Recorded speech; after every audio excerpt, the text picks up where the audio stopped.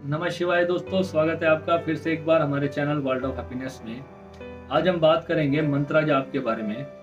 आपको जैसे कि पता है कि सनातन काल से ही हमारे देश में जो है मंत्र जाप एक बहुत बड़ी विद्या कही गई है और हर तरह हर वर्ग के लोग जो हैं, हर धर्म के लोग कुछ ना कुछ मंत्र जाप करते रहते हैं। हर देवी देवताओं के अलग अलग मंत्र होते हैं, अलग अलग मंत्रों की ऊर्जाएं होती हैं। तो आज हम वही बात कर रहे हैं कि एक मंत्र सिद्ध कैसे होता है और मंत्र को जाप करने का तरीका क्या होता है। पहली बात है, मंत्र होता क्यों है, मंत्र का कारण क्या है, मंत्र जाप कर क्यों रहे हैं और किस देवता का मंत्र कर रहे हैं और क्यों कर रहे हैं। सबसे पहले उसको समझते हैं। मान लो आज मैं बात करता हूं एक मंत्र की, ओम नमः शिवाय, जो कि पंचाक्षरी मंत्र है और बहुत ही पावरफुल मंत्र है। इस मंत्र में सबसे पहला शब्द है ओम।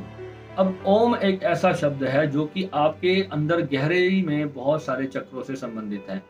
अकेला ओम मंत्र आपके आज्ञा चक्र को जागृत करने के लिए सक्षम है। ठीक है, इतनी जबरदस्त और विराट ऊर्जा इस ओम नमः शिवाय मंत्र के अंदर है, आप सोच नहीं सकते। महामृत्युंजय का जो मंत्र है बहुत ऊर्जावान मंत्र है। ऐसे बहुत सारे मंत्र हैं जो श्री विद्या का जो असली जो गुरुओं से प्राप्त, जो भगवान श्री गोरखनाथ की परंपरा से चला आ रहा हुआ जो मंत्र है, वो इतना पावरफुल मंत्र है जिसकी ऊर्जा से आप इस धरती को भी हिला सकते हैं। जितनी ऊर्जा आप अपने अंदर बढ़ाते चले जाओगे वो ऊर्जा आपकी बढ़ती ही चली जाएगी, वो रुकेगी नहीं। आप पूरे संसार को हील कर सकते हो, इतना पावरफुल वो मंत्र है। परंतु अभी तक कोई भी इंसान उस लेवल तक उस मंत्र की ऊर्जा को लेकर नहीं गया। पर जिस लेवल तक जिसकी ऊर्जा गई है वो उसको जानता है कि ये ऊर्जा कितनी पावरफुल है और ये क्या क्या जीवन में चीजें क्रिएट करवा देती है। ठीक है, तो हम जो अपनी साधना में तो ये सब करवाते ही हैं। अब आपको समझने की बात ये है कि जब हम ध्यान में बैठते हैं, आंख बंद करते हैं और कोई भी मंत्र की माला जाप करते हैं, होता क्या है, जो हमारा मस्तिष्क है, जो हमारा दिमाग है, वो बहुत सारी चीजें पहले सोच रहा था। अब हम वो सारी चीजें तो हमने जपनी छोड़ दी। जो हमारे दिमाग में चल रहा है वो भी एक तरह का जाप ही चल रहा है, वो हमारे को पता नहीं है, अननोइंगली चलता जा रहा है। अब हम क्या कर रहे हैं, वो सारी चीजों से अपना ध्यान हटा करके अपने भीतर ध्यान लगा करके एक मंत्र को पकड़ लेते हैं, एक शब्द को पकड़ लेते हैं और उसको कंटिन्यू रिपीट करते हैं। अब वो कोई मंत्र हो सकता है, ओम नमः शिवाय, या कोई भी मंत्र हो सकता है।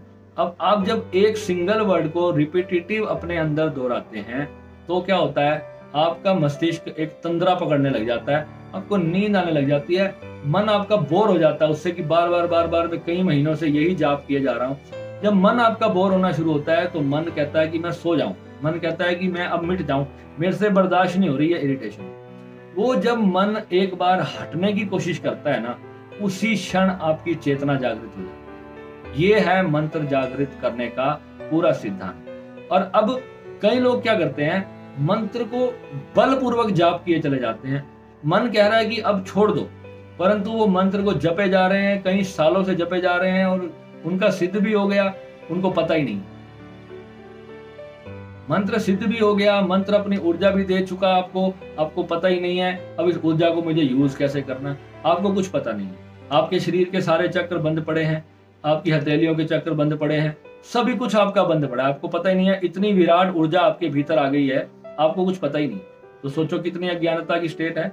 मंत्र तो आपको कई गुरु दे देते हैं पर आपको बताते नहीं है कि इस पावर को यूज कहाँ करना है और कैसे करना है। और इसको पहली बात है, कितनी ऊर्जा मुझे चाहिए किस कार्य के लिए, उस पर्टिकुलर उस कार्य के लिए ही कोई मंत्र जाप किया जाता है। ऐसे ही बिना मतलब खाली बैठे बैठे आपको मंत्र जाप नहीं करना होता। आपको ऊर्जा प्राप्त करने के लिए बिना मंत्र के भी ऊर्जा प्राप्त होती है, पर आप उस ऊर्जा को झेलने के लिए पहले सक्षम हो या नहीं। सबसे बड़ी चीज ये है कि उस मंत्र की ऊर्जा को आप झेलने के लिए पूरी तरह से तैयार होने चाहिए। ऐसे ऐसे दिव्य मंत्र हैं, इतनी ऊर्जा क्रिएट करते हैं। ये शब्द हैं, ये छोटे छोटे शब्द है ना, जैसे माँ बगलामुखी का जो मंत्र है, बहुत ही पावरफुल हाई वोल्टेज की ऊर्जा आपको देता है। और ऐसे ही नहीं इसका जाप कर दिया जाता, इसके लिए प्रॉपरली गुरु के सानिध्य में करना चाहिए, ताकि कल को अगर आपके साथ कोई ऐसी समस्या हो जाए तो गुरु अपनी शक्ति से उस मंत्र को, आपकी उस ऊर्जा को थोड़ा सा शांत कर दे, उस ऊर्जा को थोड़ा सा धीमा कर दे, उसकी जो पावर आपके भीतर भड़क चुकी है उसको थोड़ा सा वो कम कर दे। पहली बात तो ये है कि जब कुंडलिनी जागृत हो जाती है तो उसकी ऊर्जा कंट्रोल में आती बहुत मुश्किल है। एक बार जब जाग गई तो जाग गई, फिर वो परमात्मा में जाकर ही वो शांति पाएगी, उससे पहले तो वो रुकने वाली है नहीं। पर फिर भी ऐसी बहुत सारी पद्धतियां हमारे गुरुदेव ने हमें दी है जिससे कि आप उस ऊर्जा को शांत कर सकते हैं और अपने मन को बैलेंस कर सकते हैं, यानी कि तनावों से मुक्ति पा सकते हैं। तो इसलिए दोस्तों, ये YouTube पर देख के किसी ने आपको कह दिया ये मंत्र और लड़की आपके जाल में फंस जाएगी, आपको 2 मिनट में फोन करेगी, आपको 10 मिनट में, ये बेवकूफों के वीडियो देखना बंद करो। ऐसे ऐसे बहुत सारे वीडियो YouTube पे पड़े हैं और इस तरीके के लोगों से बड़ा सावधान रहो। मंत्र को समझो, मंत्र की ऊर्जा कैसे कार्य करती है उसको समझो। जब तक वो सारे विज्ञान नहीं सीखोगे जीवन में कुछ भी प्राप्त नहीं कर पाओगे। और अंत में तो सारे मंत्र छोड़कर उस एक महामंत्र में हमें लीन होना है, यानी कि उस भगवान भोलेनाथ के निर्वाण शून्य स्वरूप में हमें लीन होना है। और वहां जब हम पहुंच गए तो फिर हमें कुछ भी नहीं चाहिए, अपने मूल स्वरूप को हमने जान लिया, दैट्स इट, बात खत्म हो जाती है वहां पर। तो आशा है आज आपने मंत्र जाप के बारे में समझा, कैसे इसकी ऊर्जा को संभाला जाता है और किस तरीके से जो है मंत्र हमें ऊर्जा प्रदान करते हैं, और मंत्र जाप किस तरीके से करना चाहिए। यानी कि शांत बैठ करके आप कहीं पर भी अपना मंत्र जाप कर सकते हैं, अपनी श्वास पर ध्यान करते हुए अपना मंत्र जाप कर सकते हैं, परंतु गुरुओं के सानिध्य में ही मंत्र जाप करना चाहिए। और उसका पूरा विज्ञान समझने के बाद, किस कार्य के लिए आप कौन सा मंत्र जाप कर रहे हैं, ये पूरा विज्ञान समझने के बाद ही आपको कोई मंत्र शुरू करना चाहिए। ठीक है, तो मिलते हैं। नमः शिवाय।